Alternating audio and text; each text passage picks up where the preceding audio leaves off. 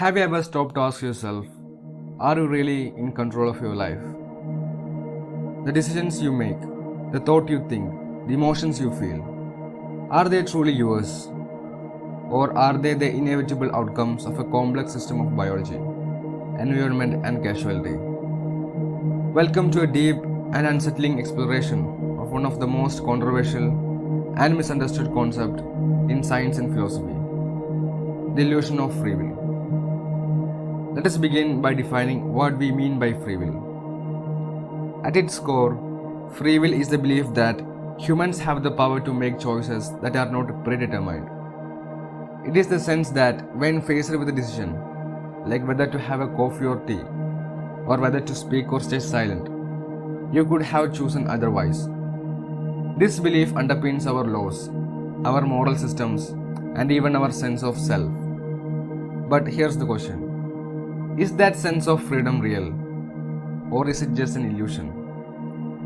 To understand this, we must first understand how the universe works. According to modern science, we live in a deterministic universe, at least at the macroscopic level. Determinism means that every event or action is the inevitable result of preceding events in accordance with the law of physics. Imagine a line of dominoes. When the first falls, it sets off a chain reaction. Your brain, your thoughts, and your choices, they are part of this chain. The neurons in your brain don't fire randomly.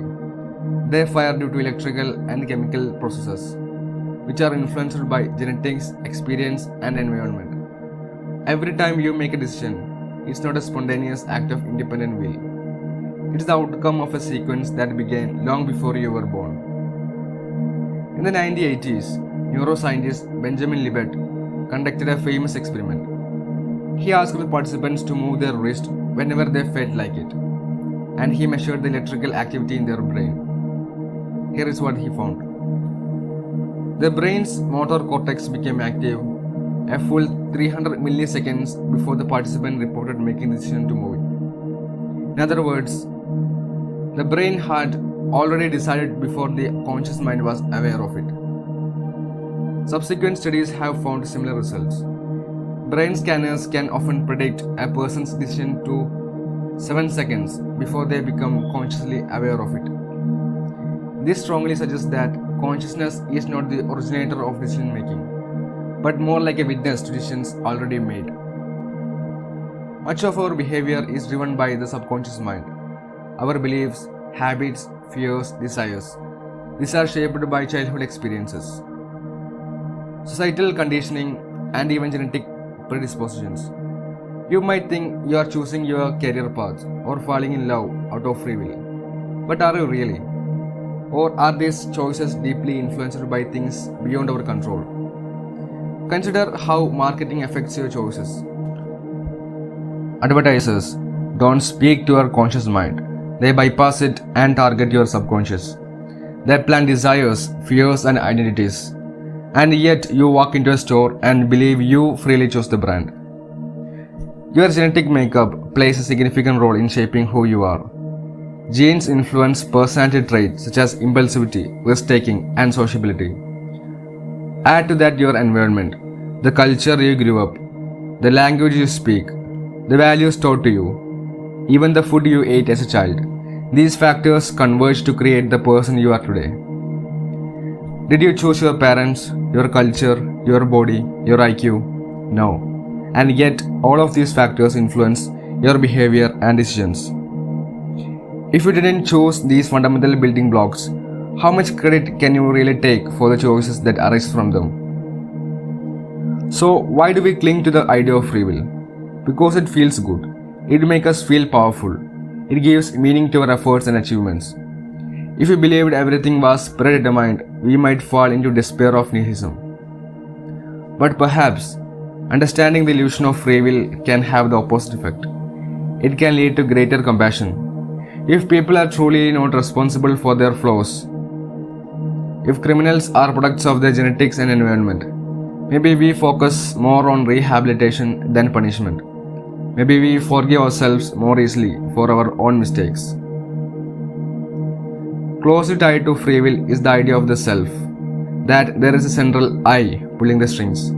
But what is the self? Neuroscience increasingly shows that the self is not a singular entity, but a collection of mental processes. Your sense of self is built from memories, habits, sensory inputs, and narratives. It's not a fixed thing. It changes over time, and in some cases can disappear entirely, such as in certain brain injuries or under the influence of psychedelics. The Buddhist philosophy also speaks to this. For centuries, Buddhists have said that the self is an illusion, a constantly changing flow rather than a permanent being. Modern science is catching up with that idea. Some argue that quantum mechanics introduces uncertainty into the universe, thereby saving free will. But randomness is not the same as freedom. If your actions were determined by a roll of quantum dice, that wouldn't make them more yours. Free will isn't rescued by randomness.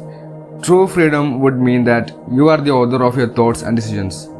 But every layer we peel back shows that you are more the experiencer than the author. If free will is an illusion, should we just give up? Not at all. You are still a conscious being experiencing life. You still have goals, dreams, and values. You still get to participate in shaping the future, even if your participation is itself shaped by causes beyond your control. In fact, recognizing the illusion of free will can help you live more wisely.